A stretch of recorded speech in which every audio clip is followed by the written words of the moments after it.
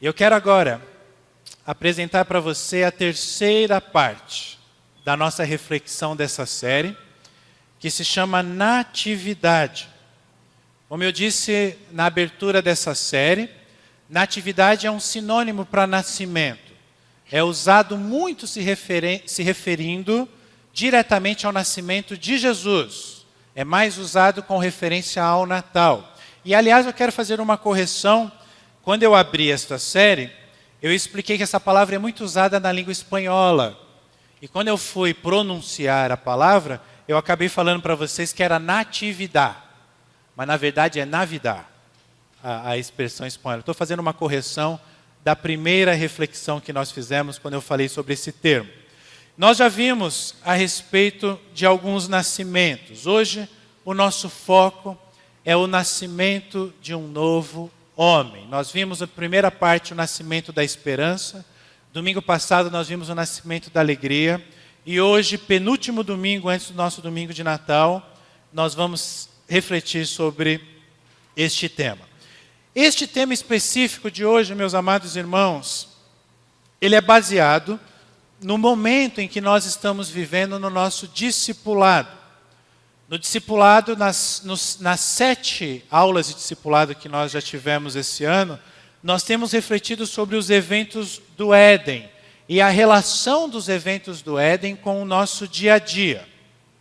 E aí nós descobrimos que nós vivemos um dilema no mundo que nós vivemos hoje.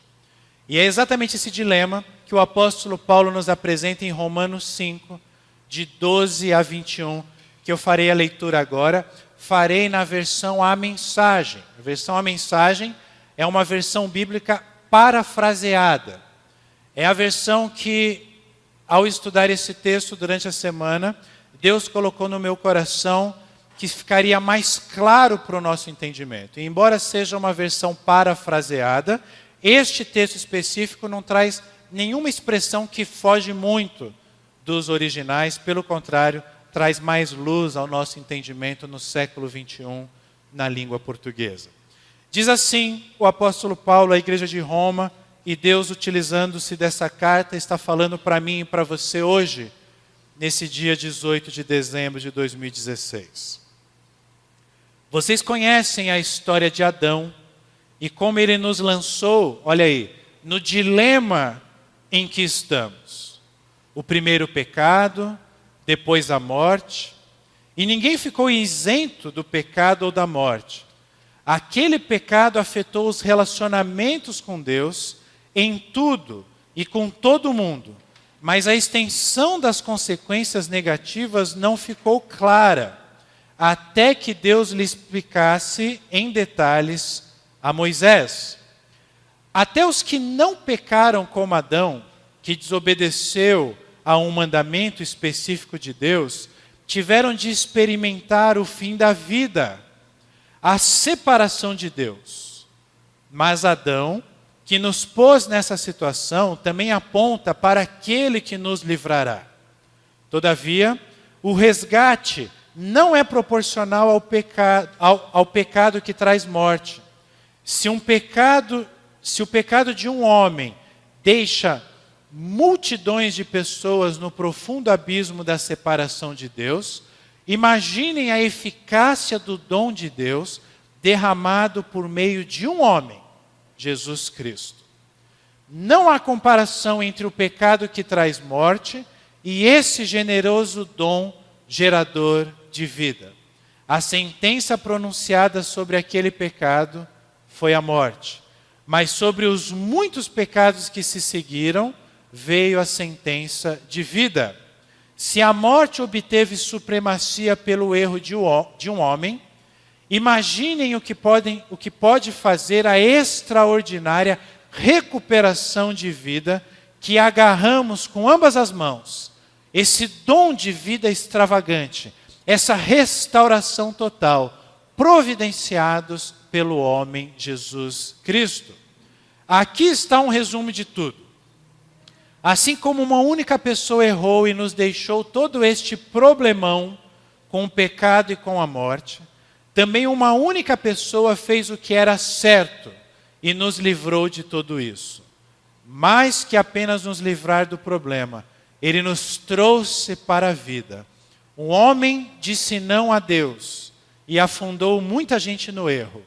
Outro homem disse sim a Deus e consertou tudo que estava errado. Tudo que a lei contra o pecado conseguiu fazer foi produzir mais gente que desrespeitasse a lei. Mas o pecado não teve nem chance de competir contra o perdão poderoso que chamamos graça. Na disputa entre o pecado e a graça vence facilmente. Tudo que o pecado pode fazer é nos ameaçar com a morte. Já a graça, uma vez que Deus está consertando as coisas por meio do Messias, nos convida à vida, uma vida que continua para sempre, que jamais terá fim. Senhor, nos abençoe, ó Deus, ao refletir na Tua palavra. Ajude-nos em nossos pensamentos, em nossas reflexões. Ajude-nos a aplicar o que o Senhor deseja, não apenas hoje, mas por toda a nossa vida. Ilumina a Tua palavra nos nossos corações e usa-me como instrumento do Senhor nesta manhã, em nome de Jesus. Amém. Quando nós analisamos o nascimento de um novo homem, nós vemos, como acabamos de ler nesse texto, que nós vivemos um dilema. O texto começa dizendo: vocês conhecem a história de Adão e que como ele nos lançou no dilema em que nós estamos. A verdade, meus amados irmãos, é que ninguém ficou isento do que aconteceu ali. O que Eugene Peterson, o autor dessa Bíblia, está querendo nos dizer é aquela frase conhecida: porque o pecado entrou no mundo por um homem, e assim por meio deste homem todos pecaram. Não há quem não peque. Isso é o que está sendo apresentado aqui. Agora, a consequência disso é ainda mais grave, meus amados. Porque o texto diz que o pecado está em destaque. Afetou o nosso relacionamento com Deus. E aí há uma expressão que eu gosto muito, e você ouve muito de mim, que o pecado nos desconectou de Deus. Nós estávamos como que plugados, como que conectados. Mas o que aconteceu, e Paulo está falando, vocês conhecem a história do Éden, vocês conhecem a história de Adão. Aquilo que aconteceu ali afetou o nosso relacionamento com Deus. E uma das consequências foi que Deus, mesmo tendo revelado a lei a Moisés, Paulo está nos lembrando aqui dos eventos do Êxodo, dos 10 mandamentos, ele diz que a extensão das consequências negativas, se referindo ao Éden, não ficou clara até que Deus explicasse os nossos pecados em detalhes a Moisés. Ou seja, meus amados irmãos, a lei, ela deixou claro nas nossas vidas o pecado. Se havia alguma dúvida a respeito do que era o pecado ou como pecamos, a partir da lei, isso vem às claras. E o que eu quero refletir, aplicando para as nossas vidas a respeito desse aspecto, é o seguinte: sem lei, eu não sei o que é errado. As leis são fundamentais.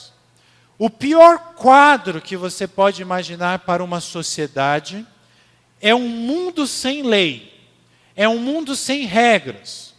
Isso parece contraditório, porque existe um pensamento no ser humano, já de longa data, de que o mundo ideal seria um mundo livre. Mas as pessoas confundem um mundo livre com um mundo sem lei.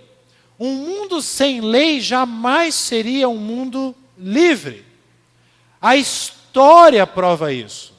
Todas as vezes na história da humanidade em que o homem buscou viver sem lei, sem regra, as consequências foram dramáticas. Tem um seriado que eu gosto muito e acompanho, já está no 7º ano. Muitas pessoas não gostam porque acham nojento. A Gabi, por exemplo, não assiste comigo. Chama The Walking Dead. The Walking Dead mostra um futuro apocalíptico em que grande parte, a maioria da humanidade, ela morreu, mas ela continua se mexendo porque ela como se fosse um zumbi, o que eles chamam dos walkers. Um vírus detectou essas pessoas e acontece alguma coisa no cérebro delas, que elas continuam se movendo como mortos-vivos. E é curioso porque você começa a assistir a série e você pensa assim, que coisa mais boba, é uma série de zumbis. E como que uma série de zumbis, seres humanos lutando contra zumbis, pode permanecer por 7 anos como uma das maiores audiências da televisão mundial? Por um motivo muito simples. O cerne de Walking Dead não é mostrar a luta dos seres humanos contra aquilo que parece ser a maior ameaça. Zumbis que querem comer eles. Os zumbis se alimentam de seres humanos. Não. O cerne de Walking Dead é mostrar que, apesar de um apocalipse terrível, mortos-vivos andando pelas ruas e querendo nos comer vivo, apesar disso, a maior ameaça são os seres humanos que estão vivos. E aí a série se torna fantástica, porque tira-se o foco dos zumbis e se coloca sobre o foco na sobrevivência de seres humanos que decretam as suas próprias leis, as suas próprias regras. Só que um grupo que decreta uma lei aqui é diferente de um grupo que decreta uma lei aqui. Um grupo que decreta que aqui nós temos um rei, um chefe, um líder, enquanto um outro grupo determina que as leis são outras, os chefes são outros. O que acontece quando esses grupos se encontram? Guerra. Tudo bem, é uma ficção, e espero que nunca aconteça. Mas nos ajuda a refletir que um mundo sem regras é impossível. O Benjamin assiste uma série no Netflix, é a série predileta dele, chama Cazoops. E é bonitinho, tem lá um menininho, tem o Jimmy Jones, que é um porquinho. Daqui uns dias o Plínio e a Karen vão saber de cor as musiquinhas, igual eu sei hoje. E é interessante uma musiquinha que eles cantam, que é assim, eles estão num jogo, aí tem um robozinho, e o robozinho começa a roubar para ganhar o jogo. E aí a musiquinha fala que, mas isso está errado, é necessário ter regras. Eu acho fantástico o Benjamin ficar ouvindo essas coisas. A série é muito boa mesmo, chama Cazoops. E mostra para a criança que as regras são importantes, porque sem regra, trapaceando, o mundo, ali no caso um jogo, mas o mundo vira um caos. E meus amados irmãos, é isso que o apóstolo Paulo está querendo nos dizer aqui. A extensão, está em destaque, a extensão das consequências negativas do Éden não ficou clara até que Deus a explicasse em detalhes a Moisés. Agora, a consequência disso é que nós experimentamos o fim da vida. E é aqui que a nossa reflexão de hoje começa a fazer conexão com o Natal, conexão com o nascimento de um novo homem. Nós experimentamos literalmente o fim da vida, a separação de Deus. E é curioso porque Paulo apresenta aqui 2 tipos de morte que às vezes a gente não se atenta. No discipulado nós vamos ver 3 tipos de morte daqui a pouco. Paulo nos apresenta 2 aqui. Ele está falando de experimentar o fim da vida porque nós experimentamos a morte física, nós passamos a envelhecer. Deus havia avisado, ele falou, o dia em que vocês comerem do fruto dessa árvore, vocês conhecerão a morte. E aí nós começamos a envelhecer e um dia nós morremos. Mas Paulo também está nos lembrando de algo ainda mais sério, que é a nossa morte espiritual. Nós experimentamos o fim da vida, mas nós experimentamos a separação de Deus por causa do nosso pecado. E aí, irmãos, reflitam comigo. Quando você está fazendo alguma coisa, Dona Magda está lá fazendo um artesanato, o Vitor está lá fazendo um trabalho para a faculdade, e as coisas começam a dar errado. Mas quando dá muito errado mesmo, o que a gente costuma fazer? A gente fica tentando consertar? Não. A gente começa tudo de novo. Porque parece que dá menos trabalho começar tudo do zero do que ficar tentando ali corrigir as coisas. Pois é, o primeiro homem, Adão, que aparece aí no texto, ele nos aponta para um novo homem. O que eu quero que vocês entendam nessa manhã é que o nascimento deste novo homem é o que nós celebramos no Natal. Olha aí o que diz a partir do verso número 15. Todavia, o resgate não é proporcional ao pecado que traz a morte. Se o pecado de um homem deixa multidões de pessoas no profundo abismo da separação de Deus, imaginem a eficácia do dom de Deus derramado, olha aí, agora um outro homem, derramado por meio de um homem, Jesus Cristo. O primeiro homem que aparece ali relacionado ao pecado está falando de Adão. O segundo homem está escrito no texto. Este homem é Jesus Cristo. E o texto nos apresenta Jesus como o dom de Deus derramado. Isso aconteceu no Natal. Dom é sinônimo de presente. Jesus é o presente de Natal para o ser humano.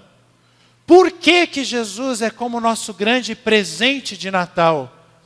Por um motivo muito simples, os versos seguintes vão nos dizer: não há comparação entre o pecado que traz morte e esse generoso dom gerador de vida. Não tem como comparar. O pecado traz morte, foi um homem que trouxe. Mas este novo homem traz um presente, um dom, que gera vida. É fantástico quando nós nos aprofundamos no que o apóstolo, no que Deus está nos dizendo aqui. A sentença pronunciada, havia uma condenação, havia uma sentença, porque nós transgredimos a lei. A sentença pronunciada sobre aquele pecado foi a morte. Mas, sobre os muitos pecados que se seguiram, veio uma outra sentença. A sentença de vida. Meus amados irmãos, para vocês entenderem o que o apóstolo Paulo está dizendo nestes versos que estão aí na tela, eu desloquei o verso para o canto e coloquei uma animação aí, vamos acompanhar. Olha lá. O homem, ele pecou. Então eu vou comparar o homem com Deus. O homem pecou. Quando o homem pecou, o homem trouxe ao nosso mundo o que nós conhecemos muito bem como a morte. Comparativamente, nós temos Deus. Então, o homem de um lado, Deus do outro. Deus, ele não pecou, pelo contrário. Deus, ele veio na figura de Jesus Cristo para nos salvar. Ao fazer isso no Natal, ele restaurou ao mundo. O que Deus restaura ao mundo? A vida. É esse gráfico que Paulo está querendo nos dizer neste verso aí do lado. Não há comparação. Você coloca homem de um lado, Deus do outro. Paulo está falando, não há comparação entre o pecado que traz a morte. O homem trouxe a morte. Mas este novo homem, Deus, Jesus, ele sobre os nossos muitos pecados, ele restaura o mundo, ele nos traz uma sentença, ele nos apresenta a vida. Uma pergunta que eu faço para vocês quando vocês olham para essas duas colunas, o homem versus Deus. Qual dos dois você acha que vai prevalecer? Qual dos dois vai prevalecer? Ou, perguntando de outra forma, qual dos dois você escolheria confiar? No homem ou em Deus? É por isso que a continuação do texto diz: se a morte obteve supremacia pelo erro de um homem, olha que interessante, imaginem o que pode fazer a extraordinária recuperação de vida. Nós recuperamos a vida. nós estávamos mortos em nossos pecados. Recuperação de vida que nós agarramos com ambas as mãos. Esse dom, olha aí, dom de novo. Esse dom de vida extravagante, essa restauração total providenciados pelo homem Jesus Cristo. Aí nós lembramos as palavras de Jeremias 17, quando no verso 5 ele diz assim: assim diz o Senhor, maldito é o homem que confia nos homens, que faz da humanidade mortal a sua força, mas cujo coração se afasta do Senhor. Tem gente que interpreta errado esse texto. Esse texto não está dizendo que a gente não deve confiar em ninguém. Ah, a pessoa pisou na bola com você, aí você já fala, maldito homem confia no homem. Não é isso. Nós podemos confiar uns nos outros. O problema aqui é o homem que confia no ser humano. O homem que confia na nossa natureza. Por quê? A nossa humanidade é mortal. Nós não somos imortais, nós não somos todo-poderosos. Nós não temos força. E pior, como seres humanos, o nosso coração se afasta do Senhor. Nós não somos dignos de confiança nesse sentido. Confiarmos na nossa ciência, na nossa tecnologia, na nossa filosofia. Confiarmos no que nós podemos fazer, na nossa tentativa de nos tornarmos deuses. Não! Naquela tabela, só faz sentido nós confiarmos em Deus. Por quê? O texto vai continuar. Porque Ele é o único que nos apresenta uma restauração total. É curioso, meus amados irmãos, que o Natal, ele simboliza, ele nos lembra exatamente isso, que a nossa humanidade foi restaurada. O Natal é o start da nossa humanidade ser restaurada, providenciados pelo homem Jesus Cristo. É importante enfatizar que ele veio como homem. Ele é, como nós estudamos na teologia, um novo Adão. E aí aqui eu tenho uma ilustração, que eu até apresentei lá na nossa devocional do futebol, sexta-feira. Quando a gente pensa no conceito de restauração, a gente pode trabalhar como sinônimo de algo consertado. Ok? Consertado. Eu restaurei, eu consertei. Aqui está dizendo no texto que houve uma restauração total. Ou seja, é como se nós tivéssemos uma nova matriz. Sabe, você tem uma peça que é a sua peça matriz. Quem trabalha na indústria sabe bem o que eu estou dizendo. Ela é perfeita, ela foi desenvolvida para que a partir dela fossem feitas centenas, milhares, milhões de cópias iguais àquela que é a matriz. A matriz nunca é vendida, a matriz nunca é dada, a matriz é a matriz. O resto é cópia. Agora, meus amados irmãos, quando essa matriz estraga, toda a produção é abalada. Toda a produção é atingida. Se a matriz não está perfeita, todas as outras serão cópias imperfeitas. Joia. Por mais que seja chocante você ouvir isso, eu preciso dizer que eu e você nascemos como peças defeituosas. Porque a nossa matriz foi uma matriz falha. Adão, ele errou. Isso afetou a todos nós. Mas, é isso que esse verso está dizendo. Nós nos tornamos um novo homem, nós renascemos. Percebam que essa é uma linguagem do Novo Testamento. Nós somos nova criatura quando o Criador, ele envia ao mundo uma matriz perfeita de novo. Por isso Jesus é o segundo Adão. Deus criou e tudo que ele criou era bom. diz Gênesis 1 e 2. Mas uma obra da sua criação, uma das suas matrizes, quebrou, estragou. E isso nos afetou. Mas ele envia no Natal uma nova matriz, perfeita. Meus amados irmãos, isso é o Natal. A vinda do homem, Deus perfeito.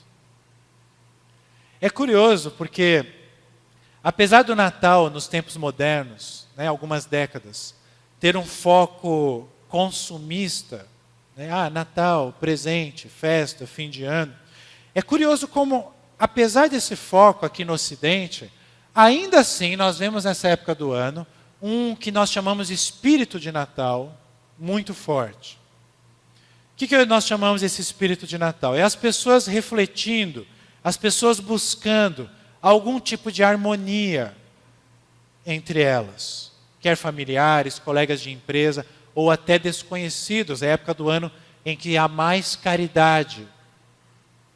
Sem sombra de dúvida. É o mês de dezembro e quanto mais se aproxima o dia 25. É o período do ano em que as pessoas buscam a paz. Durante a Segunda Guerra Mundial, numa das noites do dia 24 para o dia 25,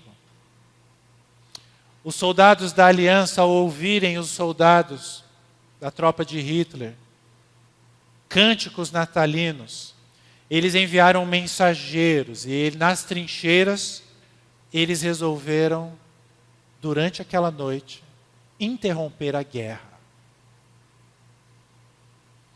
Porque os valores daqueles alemães e os valores daqueles ingleses, americanos e toda a aliança eram valores cristãos. E que coisa doida, eles estavam no meio da guerra, matando um ao outro. Mas na noite de Natal, houve paz na Europa. Meus amados irmãos, todos buscam nessa época do ano amar mais as pessoas, fazer serviços, fazer doações. E é muito emblemático, porque isso mostra uma restauração do ser humano. Por isso que eu não sou contra o Natal, como alguns evangélicos. Como que eu posso dizer sem ofendê-los? Como alguns evangélicos. Acham que nós não deveríamos festejar, porque o dia 25 de dezembro não tem nada a ver com o nascimento, porque é a adoração do Deus do Sol. Meus amados irmãos, seja em 25 de dezembro, ou em janeiro, ou em fevereiro, ou em março, lembrarmos o nascimento de Jesus é importante não só pelo Jesus histórico que nasceu em Belém, mas por este novo homem que traz restauração total e pelas implicações que isso traz na minha vida e na sua vida. Por isso Paulo nos apresenta um resumo. E Eugene Peterson escreveu assim, aqui está um resumo de tudo. Assim como uma única pessoa errou, e porque ela nos errou, nos deixou um problemão. Problemão com o pecado e com a morte. Agora eu peco e agora eu estou envelhecendo, eu vou morrer. Mas também uma única pessoa fez o que era certo. Uma pessoa errou, uma pessoa fez o que era certo. E essa pessoa que fez isso que era certo nos livrou disso tudo. Mais do que apenas nos livrar do problema, ele nos trouxe para a vida. Uau! Um homem disse não a Deus e afundou muita gente no erro. Outro homem disse sim a Deus e consertou tudo o que estava errado. Volta aquele slide lá só para eu dizer uma coisa. Um homem nos deixou um problemão com o pecado e com a morte. O mundo seria perfeito sem o pecado e sem a morte. Mas o texto diz que uma única pessoa, Jesus, é uma pessoa. Não se esqueça disso. Jesus é uma pessoa. Sabe por que isso é importante? Primeiro, para você entender que ele nasceu em Belém. Mas mais do que isso, como uma pessoa, nós podemos nos relacionar. Hoje, por meio da palavra e por meio da oração. Agora, assim como uma pessoa trouxe o problemão, o mundo seria perfeito. Nasce uma pessoa que torna o mundo perfeito novamente. É isso que nós temos dificuldade em entender. E é isso que Paulo está querendo nos dizer. Nós tínhamos um problemão, nós estávamos perdidos. Pastor, o mundo não seria excelente, ótimo, se Adão e Eva não tivessem pecado? Essa é uma das perguntas que os pastores mais ouvem. A resposta é sim. Só que quando a pessoa faz essa pergunta, normalmente ela faz num tom de lamento. Ah, mas por que eles fizeram isso? Seria tão bom, ninguém ia morrer, a gente não ia envelhecer. Nós não precisamos ficar lamentando o que aconteceu no Éden, porque o mundo que era perfeito e deixou de ser perfeito, ele volta a ser perfeito através deste novo homem, Jesus. É isso que nós temos que entender no Natal, meus amados irmãos. É curioso quando um disse não, outro disse sim, porque o Natal também nos lembra que presta atenção no que eu vou dizer aqui agora, você não tem que dizer sim ou não para Deus. Não é isso que Paulo está dizendo. Ah, então eu tenho que dizer sim. Não, mas eu posso dizer não. O que o Natal nos lembra é que tudo já foi feito. Nós vimos o vídeo agora há pouco que representa a chegada de Jesus. Tudo já foi feito. Natal significa ele veio no passado. Ele veio. Então, não tem essa de dizer sim ou não. O pior que poderia ter acontecido para a humanidade já aconteceu. Só que o melhor que poderia ter acontecido para a humanidade também já aconteceu. Nós precisávamos ser restaurados. Mas nós não fomos nós mesmos que nos restauramos. Foi Jesus. Até porque nós não conseguiríamos. Olha o que diz a sequência. Tenta restaurar a si mesmo. Não dá. O que a lei conseguiu foi produzir mais gente desrespeitando a lei. Paulo fala isso. Não dá, não dava. Agora, o que é o Natal? O Natal é o que nós chamamos desse perdão poderoso que nós chamamos de graça. Vai aparecer com destaque, olha lá. Natal é isso. Ah, então, pastor, o que eu tenho que fazer para ser batizado? O que eu tenho que fazer para ser salvo? Nada. Jesus fez tudo. E tudo começou no Natal. Só você confiar nisso. Você acreditar. O que a Bíblia chama de fé. Mas fazer mesmo? Nada. Natal significa Deus fazendo as coisas. Não nós fazendo as coisas. Significa que Deus está consertando. Olha o que vai aparecer aí. Já a graça, uma vez que Deus está consertando as coisas, por meio do Messias, nos convida à vida. Meus amados irmãos, o nascimento de um novo homem nos lembra que Deus está consertando as coisas. Se eu fosse pastor pentecostal, daqueles que fica falando para as pessoas repetirem as coisas o tempo todo, eu ia falar para você agora. Repita comigo. Deus está consertando as coisas. Mas repita aí no seu coração. Deus está consertando. Ele enviou o seu Filho. Ele faz isso por meio do Messias. Messias que aparece aí no texto, traz essa ideia mesmo daquele que foi anunciado e veio, como a gente viu o cântico agora há pouco. Ah, meus amados irmãos, mas o nascimento de um novo homem, para nós concluirmos, não aponta só para este novo homem, Jesus. Aponta para este novo homem, Marcelo, este novo homem, Milena, este novo homem, Dirceu, este novo homem, Alê. Porque nós ganhamos uma vida diferente. Tem um destaque aí. nós ganhamos uma nova vida. Nós nos tornamos um novo homem no sentido de ser humano. Olha lá, ele nos convida à vida, mas não para por aí. O texto diz, uma vida que continua para sempre. Não tem mais morte, que jamais terá fim. É um presente que nos traz implicações eternas. É um novo homem, uma nova vida, porque nos transforma de dentro para fora. É um novo homem, porque o nosso caráter é transformado por Deus. É um novo homem, porque as nossas atitudes mudam. Como? Imitando a Jesus. Jesus é o novo homem perfeito. Adão era, deixou de ser. Jesus é o novo homem perfeito. É a nova matriz.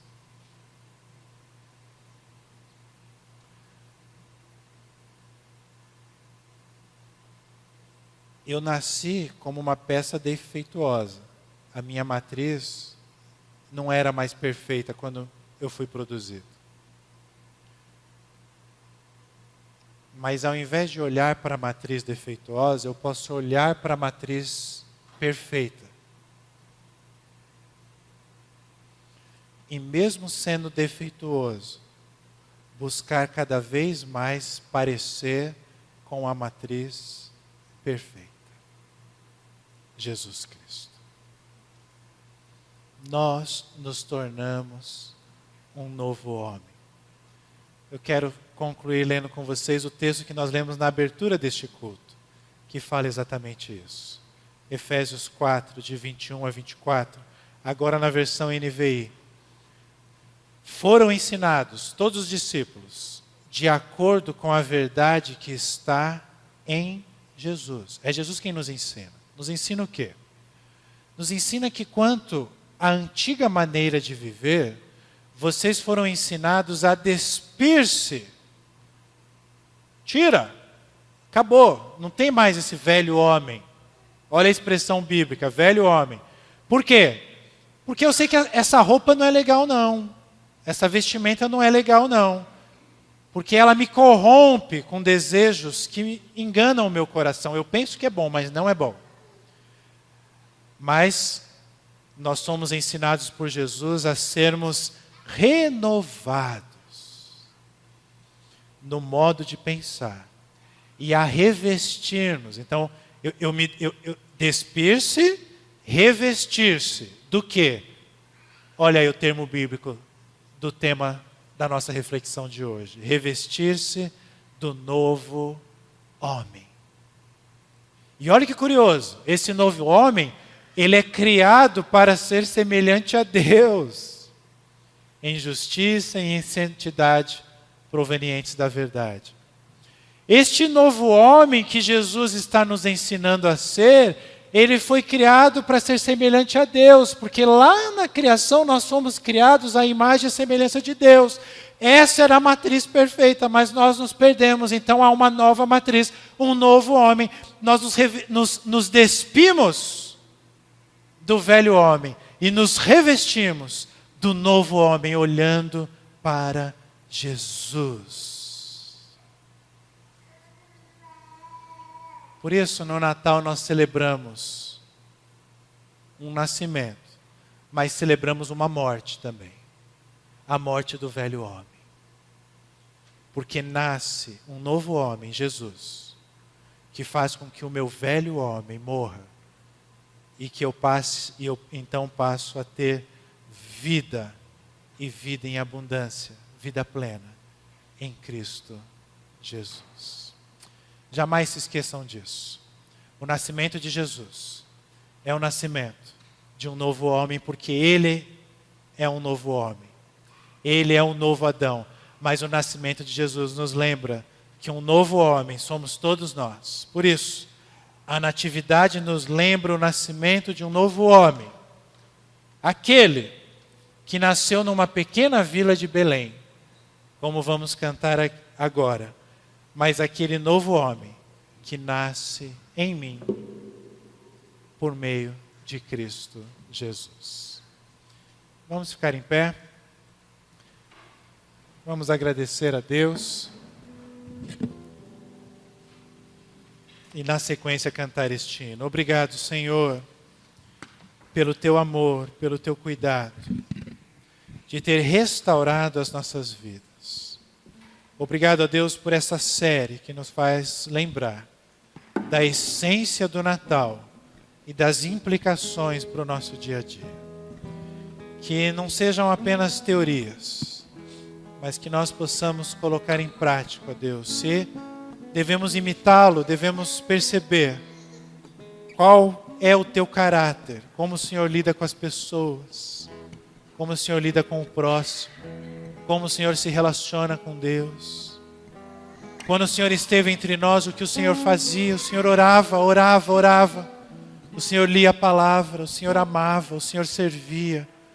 Ah, Deus, nos ajude a sermos mais parecidos com o Senhor e menos parecidos com o velho homem. Santifica-nos, ó Deus, com a Tua palavra, que é a verdade. Nós celebramos, porque naquela pequena vila de Belém, nasceu o nosso Salvador. Em nome dele que oramos. Amém. Mas fazer mesmo? Nada. Natal significa Deus fazendo as coisas, não nós fazendo as coisas. Significa que Deus está consertando. Olha o que vai aparecer aí. Já a graça, uma vez que Deus está consertando as coisas, por meio do Messias, nos convida à vida. Meus amados irmãos, o nascimento de um novo homem nos lembra que Deus está consertando as coisas. Se eu fosse pastor pentecostal, daqueles que fica falando para as pessoas repetirem as coisas o tempo todo, eu ia falar para você agora. Repita comigo. Deus está consertando as coisas. Mas repita aí no seu coração. Deus está consertando. Ele enviou o seu Filho. Ele faz isso por meio do Messias. Messias que aparece aí no texto, traz essa ideia mesmo daquele que foi anunciado e veio, como a gente viu o cântico agora há pouco. Meus amados irmãos, mas o nascimento de um novo homem, para nós concluirmos, não aponta só para este novo homem, Jesus. Aponta para este novo homem, Marcelo, este novo homem, Milena, este novo homem, Dirceu, este novo homem, Alê. Porque nós ganhamos uma vida diferente. Tem um destaque aí. Nós ganhamos uma nova vida. Nós nos tornamos um novo homem no sentido de ser humano. Olha lá, ele nos convida à vida. Mas não para por aí. O texto diz, uma vida que continua para sempre. Não tem mais morte. Que jamais terá fim. É um presente que nos traz implicações eternas. É um novo homem, uma nova vida, porque nos transforma de dentro para fora. É um novo homem porque o nosso caráter é transformado por Deus. É um novo homem porque as nossas atitudes mudam. Como? Imitando a Jesus. Jesus é o novo homem perfeito. Adão era, deixou de ser. Jesus é o novo homem perfeito. É a nova matriz.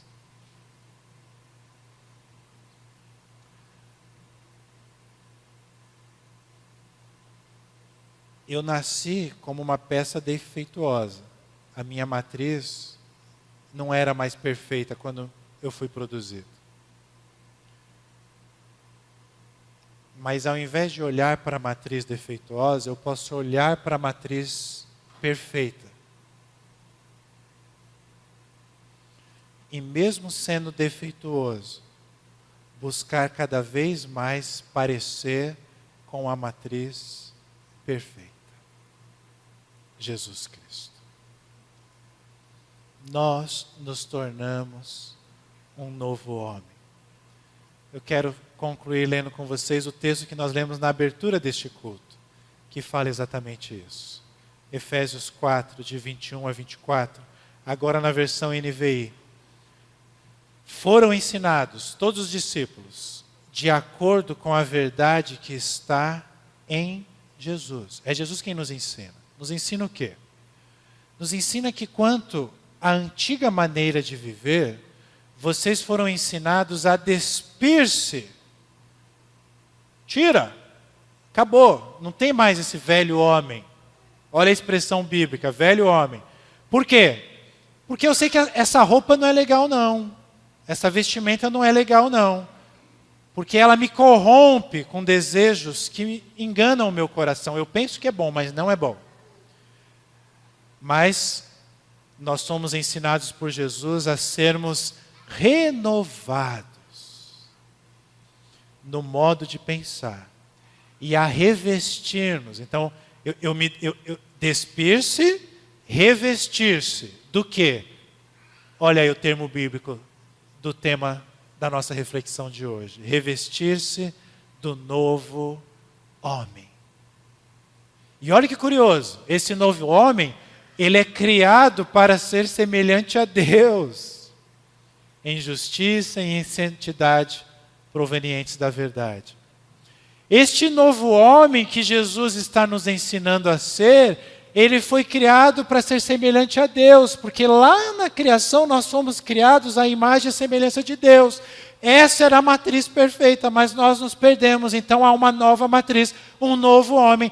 Nós nos despimos do velho homem e nos revestimos do novo homem, olhando para Jesus.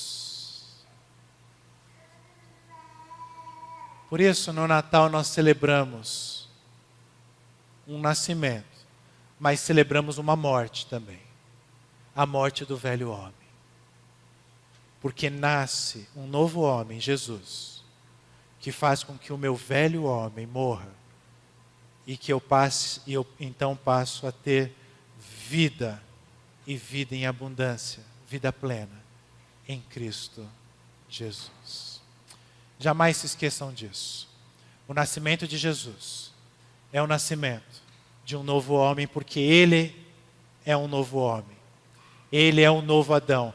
Mas o nascimento de Jesus nos lembra que um novo homem somos todos nós. Por isso, a natividade nos lembra o nascimento de um novo homem. Aquele que nasceu numa pequena vila de Belém, como vamos cantar agora. Mas aquele novo homem que nasce em mim por meio de Cristo Jesus. Vamos ficar em pé. Vamos agradecer a Deus. E na sequência cantar este hino. Obrigado, Senhor, pelo teu amor, pelo teu cuidado, de ter restaurado as nossas vidas. Obrigado a Deus por essa série que nos faz lembrar da essência do Natal e das implicações para o nosso dia a dia. Que não sejam apenas teorias, mas que nós possamos colocar em prática, Deus. Se devemos imitá-lo, devemos perceber qual é o teu caráter, como o Senhor lida com as pessoas, como o Senhor lida com o próximo, como o Senhor se relaciona com Deus. Quando o Senhor esteve entre nós, o que o Senhor fazia? O Senhor orava.